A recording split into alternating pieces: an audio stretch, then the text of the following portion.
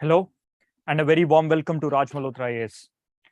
My name is Madhusudan Reddy, and today we'll be taking up the current affairs of the week. Today is Saturday, and we'll be taking up the current affairs of the miscellaneous topics that are left behind in this week. Right? So today's our first topic is regarding a right to repair law. See, right to repair law has been in news for some time, and it has been well talked. So let us see what exactly is right to repair and how is it going to impact the individuals, and what is the government say on this, what are the companies saying on this, and what exactly is the right to repair. So there are many articles in the last week or so that they are talking about right to repair. Now it's a hot topic in the business community. So what exactly is the right to repair? Let us discuss in detail. See, the image which you see is an indication that these products at one point of time they have been bought because they are no longer sustainable and there are not many parts that can be used to repair this. So had if we have a right wherein which we can repair these products as well as we can use it for longer period of time, now this is what something is in debate, right? I think everyone might be having their own phone, and in the due process of your last 3 to 4 years, you might have changed that phone. If you can tell the reasons why you have changed that phone, now there exists the right to repair law. See, any product which you buy, whether it is in the electronic market or be whatever the business market area, the product has a lifetime, and this is called an obsolescence in terms of the lifetime of that product. And it is designed in such a way that as years pass by, the life will drop down, and over a period of time, it is no longer in a position to use. And if at all you have to repair that product, now imagine that you have bought this product at 30,000 rupees, and down the line you have used it for 3 years, and post 3 years there are some issues in your phone and you wanted to actually repair this phone, but when you go into the repair shop or any service shop, you'll get to understand that the repair costs are almost more than 15 to 20,000 rupees. In that case, what will you decide? You'll decide that you won't be going for repairing this. Instead, you will buy an other product. Now this product which cannot be repaired anymore, it has to go into this waste, right? Now, if you have a chance and there is a law that can deal with this problem, now that is right to repair. Here it is that initially you are not in a position to repair because this product is too costly for you. And if at all the same product, the repair cost is less than 3,000 rupees or 2,000 rupees, you might go for that if it is still an efficient product, right? So the cost of repair is always high only because the raw material cost is high and the spare parts cost is high. And at times, maybe after some time, the product's raw materials or the product's spare parts is no longer manufactured, right? Now, this is what is right to repair, which comes into picture and tells that now it is the duty of the manufacturer to produce spare parts and to sell it to the third party wherein they can get it repaired. And if at all you buy a product, for this product, what you have to do is, the companies has to do is, they have to produce these spare parts until its lifetime, until whenever the consumer asks for. Now, here right to repair is given to individuals, stating that it is the duty wherein which an individual can repair his own products, and it is a duty where individual, when he wants, he can take this product to the repair shop where he wants to get it repaired. Now the repair guy can go and ask for the spare parts of the company, and the company cannot say no to the selling of the spare parts, no to the manufacturing of the spare parts, stating that it is a costly product, right? Now this is what is your right to repair, right? Under this, the government of India is now thinking to bring up right to repair law. It is not yet enacted, but the government is still in the formulations of making this law, and sooner or later we would also get to see this law. Now first, let us see where exactly we have these kind of laws which are already in place. Number one, it is in UK. UK has already introduced the right to repair law in the 2021, in which manufacturing companies they are legally bound to make spare parts until whenever there is any requirement from the consumers. They cannot say no to it. Now it can be your manufacturing in terms of your vehicles, or else it can be your mobile phones, it can be your computers, any electronic gadget or any movable object which has some kind of electronics in it, right?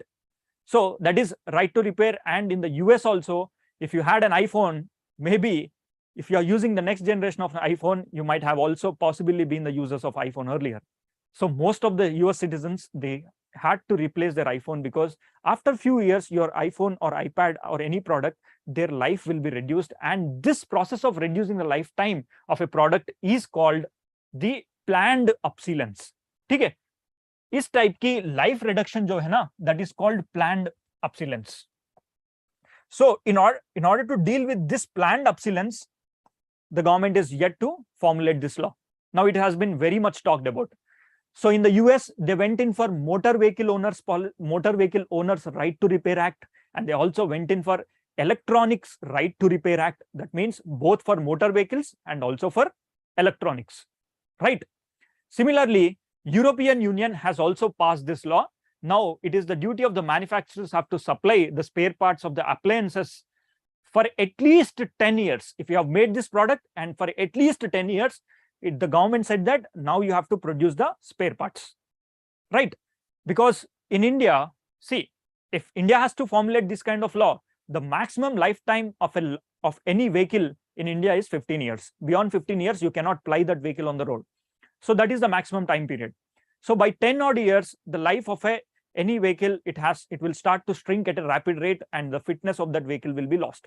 So if the government can come up with a policy that until 10 years of this particular model, ये वाला यही model पे अगर आप spare parts भी produce करोगे, then your right to repair law is in action, right? It means to say that until 10 years, it has to be produced. The manufacturers has to produce the spare parts, right? Now that spare parts should be supplied to the third party. Third party means if you are a buyer and I'm a seller, there can also be a service center agents, right? Now they are called third parties. I'll be giving my products to them and they will give you the service, right? And the service cost should not be more than 50% of your total product cost, right?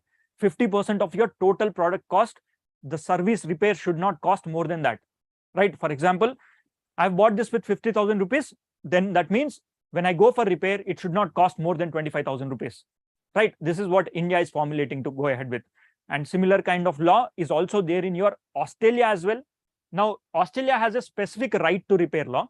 Here, it says that free meeting places, but it has free meeting places named repair caves. It names the free meeting places where repair caves are there, and in which volunteers volunteers volunteer repairmen who share their repairing skills. So this is something of a unique type. Whatever you see in the Australia, volunteers will come together and they'll show their skills, repair skills. And here, if at all they can produce, if at all these repairmen can produce an alternative spare part to that by third party productions, they have to be given the rights to produce these parts so that they can produce at a lower cost, because for company also, it is a big manufacturing cost, right? Maybe Tata Nano, right? Tata Nano car, it has been sold to few lakhs of people. And over a period of time, the lifetime of maybe this particular car lifetime is less in the next coming 5 years or so. So as there are not many sales that has happened, maybe the same plant could now have been used to produce another bigger vehicle, because no company would like to lose the infrastructure costs that have been invested on any other company. So that's why what they do is that the same company will now be utilized for another manufacturing product. So in that scale, their infrastructural setup, automation setup, it will be vanished, right? Now it becomes mandate for the company to keep this infrastructural setup, and the prototypes should be there so that whenever there is any requirement, even for 1 part, 2 part or 3 part, they has to produce. Now it becomes very costly for the manufacturer. Now government is saying that 50% is the lock-in period. Sorry, lock-in cost. That means you produce at whatever the cost you might get it. I don't mind. You have to give it less than 50% of the cost. I mean, the repair should not go more than 50%. Now let us try to understand what are the advantages and what are the disadvantages of this law. Firstly, if you look from the environmental angle, mein, if at all this law is there, do you think the same amount of waste will be generated by the same product? The answer is no. Because if at all you can repair your own product, you will be using the same product for a few more years. By then, e-waste will be reduced in terms of at least the delay of the e-waste will be there. Slowly by then, we can have the process and manufacturing setup to clean up this kind of e-waste. Today, e-waste is a bigger problem because electronic waste that is present there, it will not degrade so fast. If once it gets into the rivers or any food chain, it will magnify at a faster rate. That means, for example, you throw this electronic waste into the water. Once you have thrown into the water or any soil component, there you started to grow some crops. There the crop will start to take the electronic waste like copper, silicon, whatever is there, the crop will take it. Now in that crop, you will have some amount of concentration, right? When you have that concentration, when you eat that crop through the form of food, maybe the produce of that crop, you have eaten it on that food. In that case, the concentration of metals or the waste, e-waste, whatever you have taken, the concentration will increase in your body. Right? Now imagine everyone is taking. Imagine there is also fish that is taking. Now there is community that is living on the fishes. That fishes concentration already increased. The concentration in the fish is already increased, and then the fish is eaten by humans. So the concentration of level of increase as you go, the higher the food chain. Now this is called biomagnification. Right? Here the process of biomagnification will be reduced whenever there is delay in the e-waste products, because we can easily go for recycling processes. Now it is also said that pollution will reduce. Usually old vehicles, old products, they generally have the tendency to take more heat. For example, you have your phone. Maybe if it is 4 or 5 years old, it will start to heat, right? Right? It will start to heat. Now that heat is also emitted into the atmosphere, and that heat will create certain amounts of carbon dioxide. That means you take up the entire world or entire India and look into the generation of heat, maybe because of mobile, maybe because of your engines or all electronic waste where they cannot be repaired but just being used, that because there is usage capacity in that and unrepairable. Right? Now heat jo hai na, that will released into the atmosphere and pollution costs are there. Right? If at all right to repair is in act, right? If at all right to repair is already came into the picture, now big manufacturing units, wherever like Tata or big manufacturing units they cannot produce at a stretch. Now they will give the licenses for the third party, like you and me, vendors who wanted to produce that, they will start to produce. Once they start to produce, they'll produce at a cheaper cost. And they are generally the local people. Local market, there will be a separate market that will be set up for the spare parts. And then local community Atmanirbhar Bharat ho sakta hai. ठीक है, the Atmanirbhar Bharat is very much possible through this right to repair. Right? Now the right is given to you as an individual, wherein you have the authority whether to decide I wanted to throw this off or whether I wanted to keep it in my pocket and use it. Earlier, the rights were given to the company, given in the sense it was absolute, that the company used to decide what is the lifespan of that product. It's a car, it's a bike, whether it's a mobile phone, camera, anything. So the company used to decide, saying that this is the lifetime product. 5 years it can use. Beyond that, it cannot be usable. They'll make it obsolete, right? Now, it will also help in breaking the monopoly. How will it help the breaking the monopoly? The price rise exponentially as for the spares that will now be reduced, right? Now, these are some areas where we can dwell and understand the right to repair law. So it is said that the right to repair law is yet to be coming into picture, and you might come across this kind of laws in the newspapers in the coming week or so.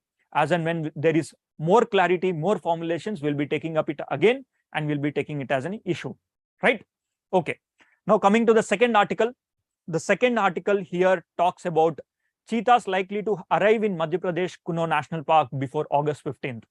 See, this year itself, before August 15th, it is estimated that we are going to see cheetahs in India, right? Now, why is it so much talked about? What is the impact or what is the significance of this species, which is extinct in India only because of hunting and only because its prey is lost, right? It is said that the last cheetah has been killed by one of the Maharaja in India in the 1947 or 48 time period. But later, the sporadic events of cheetahs have also been found in Andhra Pradesh, Odisha border and the Chittoor district. The last sighting was seen in 1952. At a point of time, it is said that there were more than 10,000 cheetahs in India. But all these cheetahs, they are extinct today. They have no longer present in India. Mostly, the concentration of cheetahs were present across India. Across India before 1940s, 1930s. So Britishers, all the Maharajas, for them, it was a pastime to hunt these kind of animals because it has its name after the fastest animal. It is the fastest animal on the land. So it used to be a pride that I have killed the fastest animal. That means it is considered to be something great, right? So now let us take this article in detail from the examination point of view. So firstly, let me tell you where it falls in the syllabus of the examination. So in the preliminary examination, you have a component of general issues on environmental, ecology, and biodiversity, right? And when it comes to the mains component in the paper 3, you have a component of conservation, environmental pollution, and degradation and environmental impact assessment. So this article this year is going to be one of the important article for the examinations. So for that, let us try to approach this article, and I'll like to share how to approach these kind of articles, right? Firstly, what we have to look in this article is that, number one, you have to understand what exactly is the need for reintroduction of cheetah in India. If at all we are reintroducing, where in India are we going to reintroduce, right? Cheetah is already extinct in India in the year 1952 officially, but in some zoos we have bought it and we have kept it in their zoos, right? No longer now in India also, cheetahs are hardly in the sense, even in zoos also, hardly you can see anywhere. Now, if at all there are cheetahs that have been brought back into India, now who is the nodal authority who's taking care of this project, right? That is NTCA. So we have to look after the NTCA and its role, area of work, and the chairman, who is the chairman and vice chairman also. And nextly, there is a body that has also been involved in formulating or bringing cheetahs from the Africa to India, that is Wildlife Institute of India. So here, a broad understanding should also be there from Wildlife Institute of India. And you should know the background, when the project started, what are the issues when this project has been taken up, who initiated this project, that is what. Next coming, you have to understand the reasons why cheetah is extinct from India, right? Right? We'll be discussing all of this in detail. This is just an approach, right? Now you have to know the difference between cheetah and leopard and African cheetah and Asiatic cheetah as well from the preliminary point of view. And you have to understand the difference between extinct in the wild, critically endangered kya hota hai, and vulnerable kya hota hai, right? And coming, what is the Supreme Court's say on this particular article, right? And lastly, if you are bringing cheetah from Africa, you have to know about which place in Africa are we bringing cheetahs to India, right? Now that's what we have to look forward in this article, right? Let us quickly take up one by one all of these components and understand, right? Firstly, let us try to understand the background. When did this project start? See, this project started way back in 2010. In the 2010, NTCA, that is National Tiger Conservation Authority, what it said is that they have written a letter to the Ministry of Forestry and Environment that they wanted to reintroduce cheetah in India because all the species is the higher conservation species or higher trophic level species. Now this species NTCA wanted to reintroduce in India. So they went to the Supreme Court and filed a petition back in 2010, that means 12 years before. And NTCA has been given the nodal authority that you can go ahead and start with this project, right? For this, NTCA, along with Wildlife Institute of India, they combinedly shortlisted certain areas, suitable areas. The Supreme Court said that you can reintroduce cheetah in an area where suitable locations are found. So they have been asked for identify the locations in India where they can be reintroduced. So few areas have been identified. That is Kunopalpu National Park. Earlier it was Kuno Wildlife Sanctuary. Kunopalpu, the same wildlife sanctuary, has been converted into a national park by relocating the villagers who are staying in that vicinity, taking them and relocating in somewhere else. Now it is a fenced national park. Okay, fenced. Remember this. Now, why did they fence this national park? It is because the project of cheetah reintroduction program needs a fence, right? So this is Kunopalpu. Now, where is it present? It is present in Madhya Pradesh. Why is this location chosen? This location is chosen because this particular area has similar kind of locations, similar kind of environment that you get to see in Africa as well. right? Now, where are we getting this product? Where are we getting this reintroduction of cheetah from? We are actually bringing it from Namibia, right? Somewhere in the southern part of Africa, we are planning to reintroduce to India, especially in Madhya Pradesh, right? This is where the Kunopalpu National Park is. Kuno National Park, right? Now, why we have chosen this? It is because the climatic conditions here, climate and temperature and grasslands and woodlands, they have whatever the same conditions. These kind of conditions are also seen in Kunopalpu National Park. Now, in this Kuno National Park, you will also get to see same kind of grasslands. Now, what is the significance of these grasslands? The significance of grasslands is that cheetah usually lives in a grassland topography, and it is a very, very adaptive animal. Now, what do you mean by adaptive animal? It means there are cheetahs that are also present in Namibia, and there are also cheetahs that are present in South Africa. Here, the temperature goes to minus 15 degrees Celsius. Here, the temperature is somewhere around 45 degrees Celsius in the summer. There are also cheetahs present here, and there are also cheetahs present here. It means to say that cheetahs can live in that extreme environment, and they can adapt. They can adapt to these kind of extreme environments. So that's why cheetah is called an extremely adaptive animal. Erstwhile, cheetahs were also found even in Odisha, Andhra border, even in Rayalaseema area, especially the Chittoor district. This was the area where the last sighting of cheetah has been seen in India, right? So even cheetahs were present most of the parts of India before 1930s, right? Now, why there was extinction in the 1952?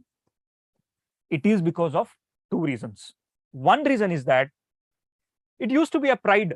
It used to be a very much pride for the kings and the Britishers as well as the landlords, that they have hunted cheetah, and they used to have this pride that I have hunted the fastest living animal on the world.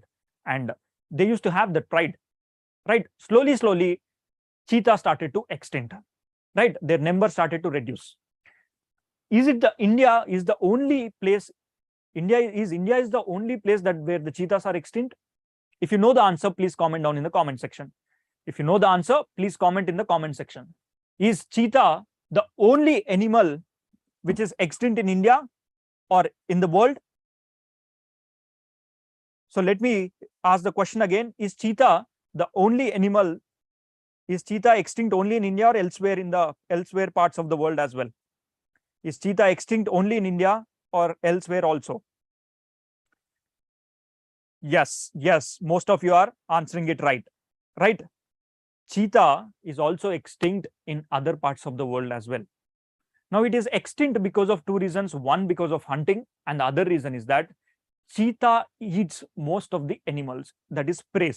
If you start to kill these prey, or if you start to poach these prey, cheetah will also die, right? See, cheetah can be easily attacked by big animals like lion, tiger, or even feral dogs can also eat the cheetah. But the only advantage this cheetah has is that cheetah can run fast, and it can outbeat and outrun any fastest animal on the planet. Because of which cheetahs, these characteristics of cheetah had led to the survival. But cheetah can run fast, but their cubs cannot, right? This cheetah, it is a small animal as compared to other big cats. So cheetahs, adult cheetahs, they can run fast, but their cubs will always be eaten up by feral dogs, hyenas, or even lions, because cheetah and lion do have similar kind of topography, right? In India also, the Kunopalpu National Park, where it was present, this Kunopalpu National Park was once the home of tigers. It was also the home of tigers, lions, and leopards, as well as your cheetahs, right? So now all the animals, when cheetah left out from this place, the extinct from this place, even lions moved to the Gir National Park. They were only confined to the Gir National Park in India now. So because of that, the forest started to degrade. Why? Why did the forest degrade? Can you answer? Can you tell me why did the forest degrade? Why did the forest degrade? See, the forest degraded only because of the species, when the higher predatory species are absent in that area, slowly the lower predatory animals which are there in the strata, they'll start to eat the herbivores. It will start to eat the grasses, as well as their population will increase. When their population increases over a period of time, they'll start to eat away the grass that is present across the area. Now, because of that, soil erosion hoga, the microorganisms that are living in the soil, they can no longer live in a safe environment. And moreover, grazing animals population increases, soil erosion happens, river water displacement will take place, course of the rivers can change. Moreover, the plants that are dependent upon the grass plants, they will start to degrade. Holistically, you take off one functional unit, one species from the planet in that part of the area, now that will start to destroy the ecosystem in that area. Similarly, the Kunopalpu National Park, which used to have good and sizable amount of forest, it started to degrade. So that is when the NTCA came into picture, which is the National Tiger Conservation Authority, and it said that we are going to take up a project of reintroduction after the approval of the Supreme Court. Right. Now let us look where exactly is cheetah extinct in various parts of the world. So there is a place called Malawi. Here also cheetah is extinct. Right. Here also cheetah is extinct in Malawi. Now, why is it extinct in Malawi? Because there used to be grizzly bears where the cheetah used to attack and hunt and eat those animals. But that particular grizzlies have been hunted, and it is the most poached animal. When their population decreased, cheetah's prey is decreased, because of which cheetah started to die off. And slowly, Malawi, the extinction of cheetahs took place. So like that, in India, where we are now reintroducing the cheetah, and we are expecting August 15th, so there are 20 odd cheetahs that are going to come to India. A similar kind of project has also been taken up in Malawi. Now, is it a successful project? The answer is yes. Yes, it is a successful project. It is said that in the 1980s itself, there has been extinction, and by the year 2017, 4 cheetahs were reintroduced in Malawi, where now there are somewhere around 24 cheetahs that are present in Malawi. Right. Now, India has also chosen similar kind of project, that is your Kunopalpu, and I've already told you, you can see it on the screen, that it has a mixed woodland grassland habitat, which is very similar to the cheetah thrive like in South Africa. Right. Right. Okay. Now here we have to also understand the difference between African cheetah and Asiatic cheetah. African and Asiatic. So broadly, there is not much of difference that you will get to see between the African cheetah and Asiatic cheetah. They are of same species, but different, genetically diverse species. Right. But India, firstly, it wanted to import in the sense, it wanted to reintroduce cheetahs from Iran. But Iran said no. Why did the Iran said no? Because in the Iran, the cheetah species is critically endangered. Now, what do you mean by critically endangered? If at all a species, their 90% of the habitat is gone, plus in the last 10 years, their 90% of the population, it also reduced, and it is estimated that only 50 individuals have been left. Right? And it is estimated that only 50 individuals are left, then it is called as critically endangered. Can you name some critically endangered species in India if you are aware of? Please comment in the comment section. Can you name some of the species which are critically endangered in India? See, in India also there are some critically endangered species. Recently, in the current affairs, there are species like pygmy hog. Pygmy hog, एक छोटा सा pig है, which is present only in the Manas National Park. Their number is also less than 50. And there is also another bird, that is great Indian bustard, Bengal floricon. These birds, their numbers are less than 50. So they are also critically endangered. In India also, there are many more critically endangered species. That means in Iran, only 50 to 70 species were left. That's why Iran said, no, we don't want it to give, because every species is very important when they're critically endangered. It is estimated that in the next 10 years, if there is no project that is taken care for the controlling of population expansion of this particular species, then it is highly likely going into extinction. Right? Clear? If you have any doubts, please make sure to ask in the comment section. I'll be clearing it out, right? Please don't keep your doubts with you. I'm here to discuss, right? I see the comments like Shreyas Jain says that one-horn rhino. See, one-horn rhino is not a critically endangered species in India. It is not a critically endangered species in India, right? It is critically endangered in Java and Sumatra, right, Shreyas? Okay. Right. Now let us look into other organizations which are also working on this project, that is Wildlife Institute of India. Now, Wildlife Institute of India is an autonomous body under the Ministry of Environment and Forest. Now, there is a role for this body. It says that this institution has to work for research, proposals, training. It also has to train and it also has to advocate the wildlife, right? Now, this organization is present in Dehradun. Along with this organization, we have NTCA, that is National Tiger Conservation Authority, and it is the same authority which takes care the nodal authority for the implementation of Project Tiger in India. Project Tiger is a similar kind of project that we have taken up in the year 1972 to protect tigers and they raise the number of tigers in India, right? When we bought the Wildlife Protection Act, the very next year, we have bought that Project Tiger in India, right? 1973, right? Now, this Wildlife Institute of India, which is located in Dehradun, which works under the Ministry of Environment and Forestry, it will encourage and it will give the scientific requirements and the research and input which are required for the relocation of the cheetah, right? And there we should also discuss another body that is associated with this article is the NTCA.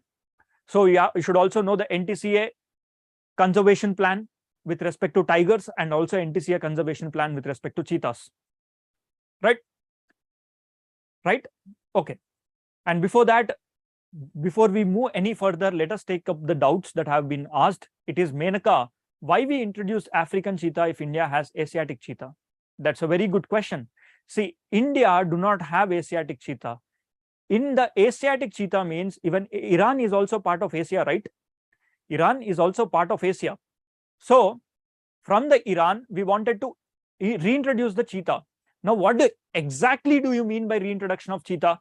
Reintroduction of cheetah means you are living or you are allowing the cheetah to live in such an area, that area which it can live upon its own, a natural habitat, and we are changing that location. All of a sudden, we are changing the home of that species and bringing in an area where it can survive and relocate it. And it is not always a successful project. In India also, we have done similar kind of project. We have already failed.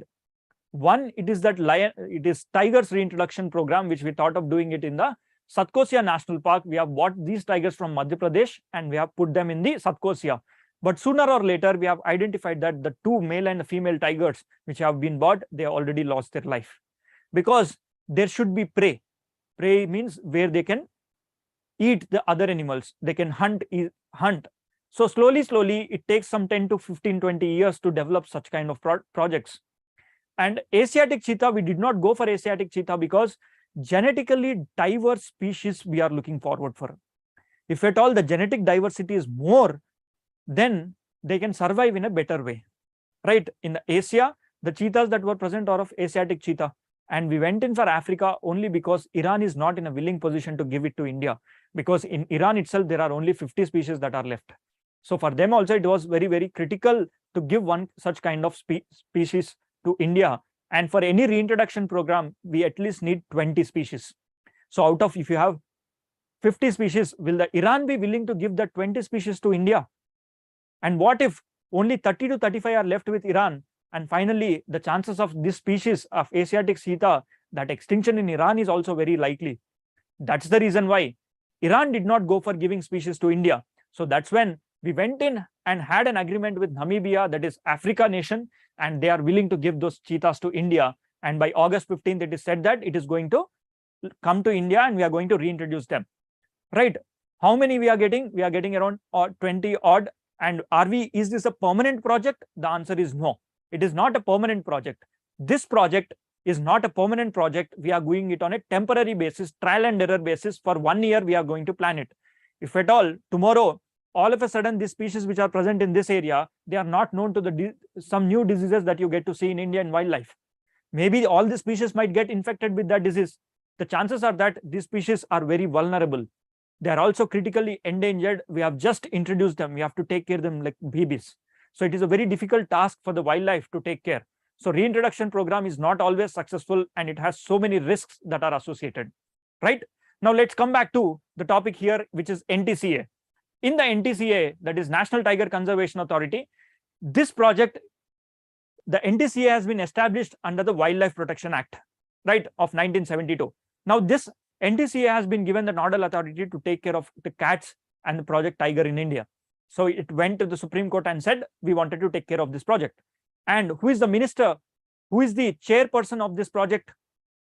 The answer is Ministry of Environment and Forestry is the chairperson of this project, right? Apart from that, who is the vice chairperson? It is the Minister of State for the Environment and Forestry. He or she is the vice chairperson. And who else is part of this NTCA? In the NTCA, the parliament, there will be 3 members of parliaments. You have 3 parliamentary members and 1 secretary, that is Ministry of Environment and Forest Secretary, who is also the members of this NTCA. Now, NTCA, along with the state forest departments, NTCA, along with state forest departments, they take the research input from the Wildlife Institute of India, and then they will conduct a research. This process has already been done, that is assessment report which has been made. They will conduct a research. That research is done in such a way that this is the area that can be very much conducive for the growing of any species, right? They will do, and they will also tell the status. So similar project is also taken on the tigers as well, right? Now combining these 3 bodies, they will be put into action, right?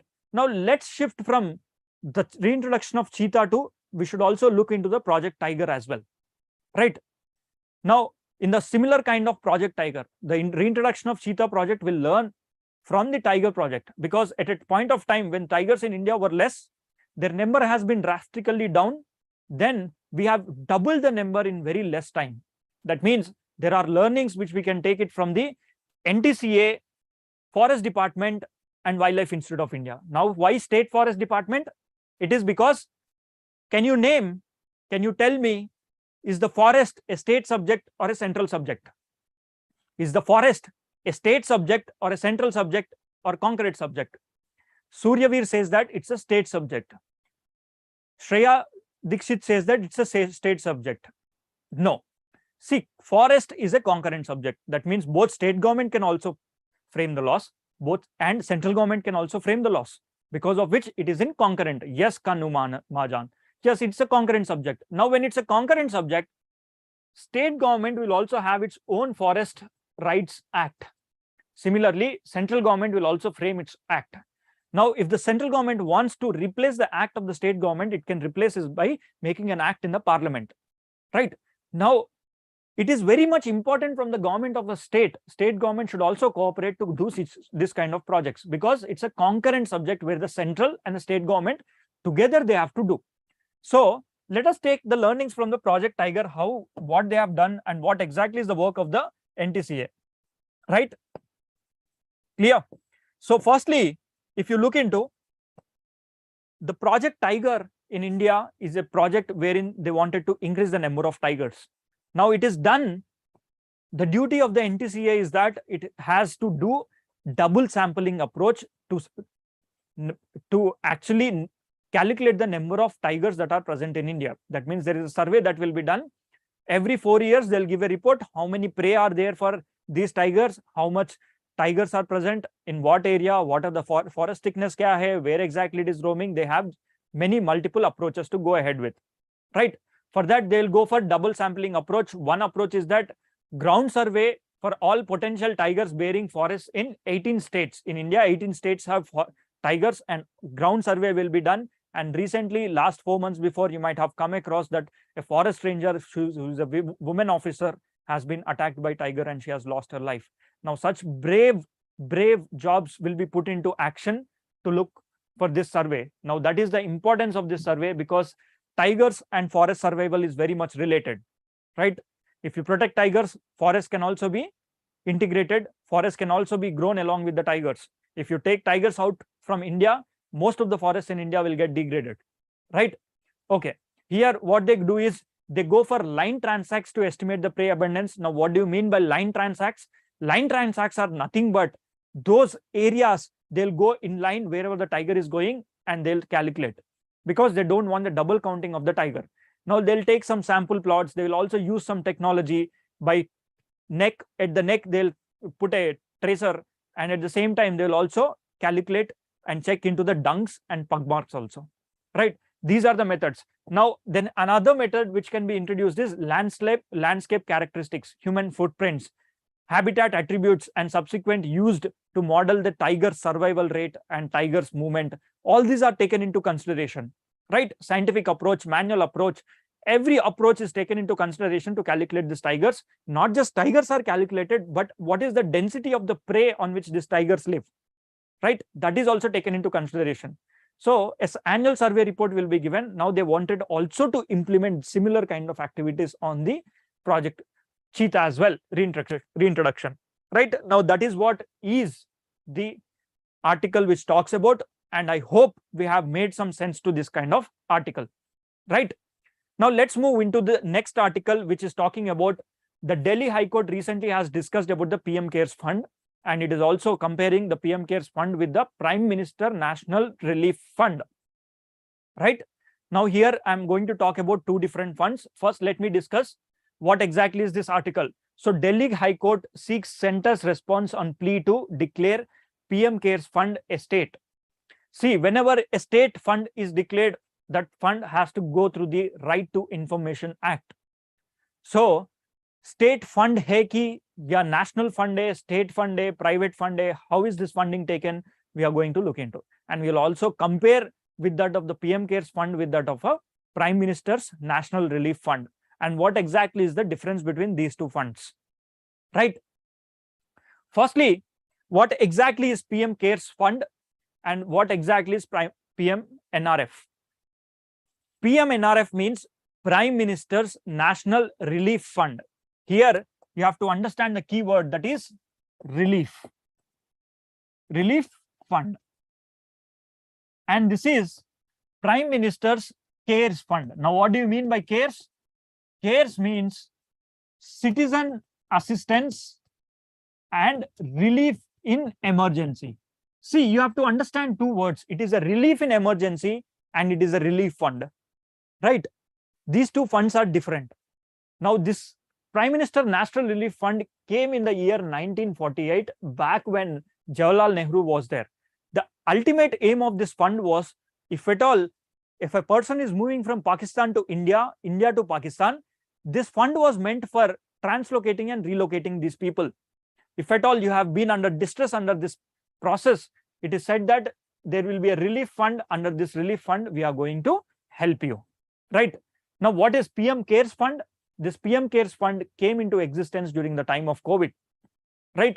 It came into the existence during the time of COVID, and most of the voluntary donations have been done. It is initiated by the Prime Minister Narendra Modi, and here it is initiated by the Prime Minister Jawaharlal Nehru, right?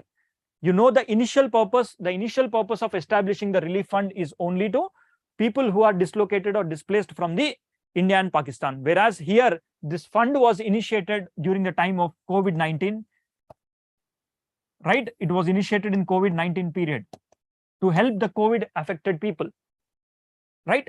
Now, let us look into some of the differences that are there.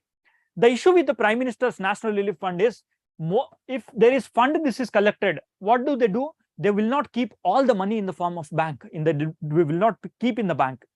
Most of the fund will be used for investment in the state-related development plans. Now, they will have only 15% of the total fund as liquidity. They'll have only 15% of this fund as a liquid amount. If you have 1 lakh, only 15,000 will be in the form of cash, and rest 85,000 will be put in the development funds of a state. Maybe a relief fund, there is a project that is going to construct a bridge wherein it will help in reducing the disasters of that area, frequent flooding, or you might create a new road. Now it's a relief for those people. Now, most of the times it is used in the disaster related aspects, right? It is used in the disaster related aspects, as well as it is also used while giving the relief to people in various forms. Now, who is the nodal authority? It is the Prime Minister. right? Now come back to the PM CARES fund. Here it is said that there are no reports that how much amount of liquidity is there and how much amount of fund is being used for other activities. If you have come across during the time of COVID that there are ventilators that are given to the hospitals, right? Many ventilators have been given to the hospitals, and these ventilators have saved so many people's life, right? Now PM CARES fund has been used for buying these kind of equipments, right? Whereas National Relief Fund jo hai na, it was an old fund. In this fund there's so much of money that is there as a corpus, and here they'll invest on other projects. Only 15 out of every 1 lakh, 15,000 will be in the liquidity format. It will be in the cash. That means immediately if there is a crisis, it cannot be used, right? It cannot be used at this all of a sudden. But it is said that there are not any reports that says that how much liquidity is present, but it is an informed thing that the liquidity in this PM CARES fund is very, very high, right? Looking into the funding, where do they get funding from? They get the funding from voluntary organizations. Suppose you feel that you have good amount of money and you wanted to donate to the Prime Minister's National Relief Fund, where the Prime Minister will give relief in the form of whenever there is flooding or whenever there is disasters or whenever there is any kind of unforeseen activities, right? Now they'll get it from voluntary contributions. Now from whom they can take? They can take from individuals. Now can they also take from the public sector in units when their balance sheets are not exactly the same, counterbalanced? From the public sector banks, it is a clear cut no, right? Public sector units, undertakings for budgetary sources of governments are not completely accepted. Now look into the PM CARES fund. Here the fund can be received from even the public sector units, right? Public sector units like your SBI Bank is a public sector unit, your Coal India is a public sector unit, right? Indian Oil is a public sector unit. So these kind of units, when they can also give funding to the PM CARES fund, wherein they'll get tax exemptions, right? Now PM CARES fund consists entirely of voluntary contributions from the individual organizations and does not get any budgetary support. Yahan pe bhi no budgetary support. Here also there is not much of budgetary support, and here also you won't get budgetary support, right? From the budget, you are not going to get any money into this account, right? Now let's move into furthermore differences. Who will be the chairman? In both the cases, the chairman is none other than the Prime Minister of India itself, right? Prime Minister of India is the chairman. Nextly, if you see,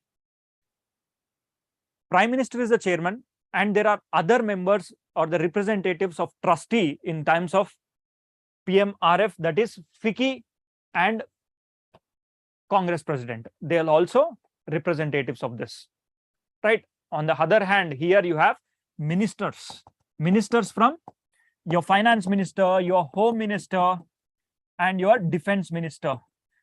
These three plus your prime minister, they are the nodal authorities who can deal with this fund, right? Now, how much you can donate in the Prime Minister's National Relief Fund? You can donate around 100 rupees. And when it comes to the Prime Minister's PM CARES fund, you can donate around 10 rupees also. Now, Prime Minister National Relief Fund jo hai na, it is linked with most of the hospitals in India, right? But PM CARES fund today, there is not much clarity how much amount is linked, what hospitals are being linked. And PM CARES fund is exclusively used for the COVID-19 purposes. As of now, there are no information that it is also used for any disaster, right? There is Manipur landslide that has happened. Can PM CARES fund give money to the Manipur landslides issues? The answer is till now there is not such any clarity. But if Prime Minister wants to give fund for the national relief in terms of disasters, your Prime Minister can give it from this kind of National Relief Fund, right? Your Prime Minister can give the relief from the National Relief Fund in times of cyclones, in times of earthquakes, flooding activity, even times of cancer treatments, victims. If you have any grievance redressal you wanted to address to the Prime Minister, at times if the Prime Minister wants to give you the funding, it will be from this National Relief Fund, right? It can be for socio-economic reasons. It can also be for the goodwill of an individual, if at all they are going to perform well in the future endeavors, right? Yes. Now we have already discussed certain kinds of differences. Now let's look into the similarities between these two. So if you donate your money into the Prime Minister's National Relief Fund or even into the PM CARES Fund, these money is completely tax-free, right? It is under the 80G Act, they are tax-free. That means you donate to either, it is tax-free. And both the accounts, the money can be taken by the Prime Minister. And along with that, there are trustees in the Prime Minister's National Relief Fund. And in the CARES Fund, there are 3 ministers who are also associated. They collectively take the decision and we can go ahead, right? But are they charged on the Parliament? Is the Parliament approval required? The answer is no for both the funds. And 100% tax exemption is there. And funds from both PM CARES Fund and the Prime Minister's National Relief Fund cannot be utilized without the directions of the Prime Minister. Though the Secretary is the one who is the approving authority or the dispersal authority, but without the approval of the Prime Minister, they cannot be used. And who audits them? They are audited by a Delhi-based association, that is SARC Association of Chartered Accounts. These are the ones who will be auditing them. Now, they do not receive any budgetary support. When you look into both the funds, they do not receive any kind of budgetary support, and they are set up as trusts. They are only trusts. They are not companies. They are set up as trust. And Foreign Contribution Regulation Act, they are exempted from. That means from the foreign, if you are giving funding in India, you will be exempted from the FEMA Act. Okay? FEMA Act and PMLA Act. It is foreign contributions to India are dealt by the PMLA Act and the FEMA Act. So you will not be subjected to any kind of scrutiny in the terms of funding which you give. That means those people who are living in the US, Canada, and elsewhere, if they wanted to send their remittances to reduce their taxes, they can also contribute to this kind of funding, right? CAG, what is the role of CAG? Both PM CARES Fund and Prime Minister's National Relief Fund, they are not audited by the CAG. Okay, what I said, they are audited by the Delhi-based SARC Research Association auditors, right? Now coming to the RTI. So this is something which is very much important for us. See, Prime Minister National Relief Fund is not under the RTI. That means how much money you have spent on what, if at all asked, you will not get information, right? RTI is an act which is given to know what is the functioning status of the government, more or less. Now, both these funds, they do not cover the ambit of RTI. When information on the PM CARES Fund has been asked on through the RTI, it is said that due to some technical reasons, we are not able to give that, right? Now, what are these technical details? Some technicalities. It is still, these technicalities have been discussed, are under the discussion by the in the Supreme Court, right? And next article is regarding forest fires range in some Southwest Europe. If you look into, there are also forest fires even in the European area, the western part of the Europe. Now, we have in this article, we have to understand why are these fires that are taking place. It is because of 2 reasons. The first one is heat wave. So what exactly is the heat wave and why do we get this heat wave? See, heat waves are scenarios in terms of plains, the definition is different. In the hills, the definition is different. If at all you are living in a plain area and the temperatures are 40 degrees on an average in your area last year, before last year, and the year before. But this year, when as compared to the last year, if you have temperatures which are above 4 to 5 degrees Celsius more for a period of 4 or 5 days, then it is called a heat wave, right? Then it is called a heat wave. Now, severe heat wave conditions, when it is more than 6 degrees Celsius, then also it is called a heat wave. When it comes to the hills, it is around 4 to 5 degrees Celsius, above 30 degrees Celsius in the hills, that is in the mountains, 30 degrees Celsius se zyada hai temperature. And last year, say comparatively, if there is more than 5 degrees variation in the same season, then it is called a heat wave, right? But the actual reason for the heat wave, when it comes to the heat wave in the European area and especially in other parts of the US, you got to see in the last few months, it is because of a concept of heat dome. Okay? The concept of heat dome. In order to give you a simple idea what exactly is a heat dome, see here, heat dome is nothing but a dome. It's a dome wherein a heat from the lower surface area. Imagine there is water here. Imagine there is water here. If this is so much of heated and the evaporation hot air, which is not in a position to precipitate, Even these clouds are not in a position to precipitate. That means these clouds are not having the potential to rain, because in that temperature it is not in a position to rain. That's when there is a dome of heat, that this heat is getting trapped in this dome. Right now, what is this dome? At times this dome can be your jet stream as well. It can be your jet stream. Right now, what is this jet stream? Jet streams are winds that flow at 8 to 9 kilometers high, which are three-dimensional in nature. Now imagine there is a pipe that is flowing on the 8 to 9 kilometers above the surface of the earth, and it is not letting this air to rise more high. Right? By then, all that heat is got tapped here. Now imagine you are living in an area, your house is here, and your house is here. Imagine this can be a land area, this can be an ocean area also. Land area, ocean area also. So if this is on a land area, now all that heat will be trapped here, and you will be receiving that heat wave. Right? This is heat wave within the heat dome. In the heat dome, your heat wave can take place. Now, when it comes to the heat wave or heat dome in the European region, let us try to understand here. See, you have America here, right? Now understand, maybe this is your Atlantic Ocean, right? Imagine your Atlantic Ocean, and you have too much of urbanization around the oceans, right? Urbanizations around the oceans. So now just imagine this as a swimming pool. Imagine this area, the ocean in between these two continents, as a swimming pool, right? Now you have a swimming pool in between, and this swimming pool is being given heat. The swimming pool is given heat from the cities that are present across the places, right? Now imagine this entire area is a swimming pool, and this is your Europe. And imagine for this swimming pool, you have put some heaters on the European coast, on the American coast. Just imagine that this is a swimming pool and you are having heaters, and these heaters are jets that can heat up the entire water that is present in this area. Why? Because if you see the eastern part of the North America, the entire coastline is completely filled with urbanization. And in terms of summers, this is the month of June and July, the temperatures are going to be the peak in the month of June or July in the northern hemisphere. Kyun? Because sun's rays is directly falling on the Tropic of Cancer, right? Tropic of Cancer, it passes through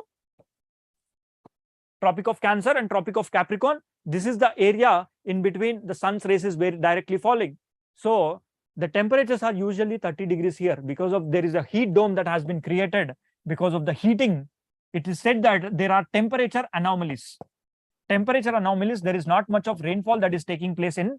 Because of this heat dome, we are now currently seeing the heat waves in that area, and which are leading to the forest fires, right? Now just imagine from the eastern coast and the western coast of from the east coast of USA and the west coast of Europe, you are actually putting in heat engines.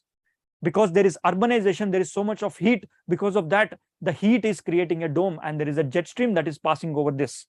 Now there is a dome that is created. Within this dome, there is so much of heat, right? Now because of these reasons, you generally get to see the heat waves. And today, the forest fires are one of the reasons because of the heat waves that you get to see in the Europe. Now, why do we have these heat domes? What are the reasons? We do not exactly know. It is an evolving phenomena. Now, Suryavir has asked a question, sir, his humidity has a role to play in the heat dome. Yes, of course. Suppose if the humidity composition is very high, maybe imagine if your humidity composition is 100% in the atmosphere, then you will have rainfall. Now, if humidity is only 80%, even your atmosphere cannot rain, right? Your atmosphere cannot rain, because in that conditions, you cannot sweat. When humidity is too much, you will not be in a position to sweat. For example, in a heated conditions, when you run fast or when you work something, you will get sweat out of your body. Now, what is the indication of this sweat? The indication of sweat is that your body is trying to cool by releasing the sweat out. Now, when there is humidity outside, you will not be in a position to sweat out, and you will not be in a position to work hard. If you work hard, people like having heart patients, they generally have the tendency to get heart attacks. Efficiency of an individual reduces. Irritation in the human beings will increase.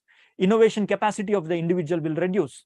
So heat dome and heat wave are a combined concepts which will create so much of panic, so much of unrest in the human beings, as well as in the forest. It can create a forest fire. Can you please explain how exactly is a jet stream created? See, a jet stream is created when there is a gap between two cells. Okay? When the jet stream is created, when there is a gap between two cells. For this, you need to an understanding of the global atmospheric circulation, wherein if you have this Earth, here at the equator, there is so much of evaporation, the winds rise. And then after they go till certain height, they started to expand in either directions and they'll come down, and a complete cycle of air is actually made. Similarly, there are some cycles, and these cycles are called cells, and these are called convectional cells. In the convectional cells of the Earth, the air that is passing in between,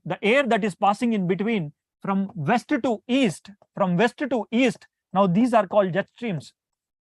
Now these are called jet streams, and these jet streams are moving at a height of 8 to 9 kilometers above the surface of the Earth, which are acting as a three-dimensional things. Now this jet stream is there. Now imagine, rise up this jet stream up to 8 to 9 kilometers, and there is a heat that is rising in, and it is acting as a dome. Now let me try to represent the same jet stream on the European part, right? European and US part. Imagine this is USA and this is Europe. Now you have a jet stream which is passing in this direction, and the air that is getting trapped beneath this, right? Now this will create as a heat dome. The heat dome can cause because of a jet stream. It can also cause because of various other reasons. In general terms, your heat dome is nothing but an area that is an area where the heat is trapped in this dome, right? Now this is your atmosphere. This is your atmosphere, and this is your surface. There are your houses. These are your houses. Now there is heating, and this air is being trapped like a dome. That is why there is so much of heat. Now add humidity to this component. Now in this humidity is nothing but, when you measure the humidity composition in the temperature, it is nothing but your wet bulb temperature. That means here, if the temperature is more than 37 degrees Celsius of wet bulb, which also includes humidity, now this is called a heat wave of high humidity, which is actually very, very, very, very dangerous for an individual, for its survival. Think of people who are working in the labors 8 hours in the sun. For them, it is very hard. They cannot work. They cannot sweat at the same rate. That means their body is so much of heat. It has so much of heat. And then they'll slowly start to have other diseases, heart attacks, hypertension, fainting. These are the activities which you'll get to see, right? I hope this is clear, and that's it for the week. And if you have any doubts, you can message. If you have any doubts, you can message me on. This is my number. My name is Madhusudan Reddy. And for the PPT of this, you can get into the Telegram group. We'll be uploading it in just next half an hour or so. Before you can download the PPT from the Raj Malhotra IAS Telegram group. The link is given in the description. And if you have liked this content, please subscribe to the YouTube channel in our Raj Malhotra IAS YouTube. And please join us every Saturday. We'll be taking up this current affairs, right? Thank you guys, and see you.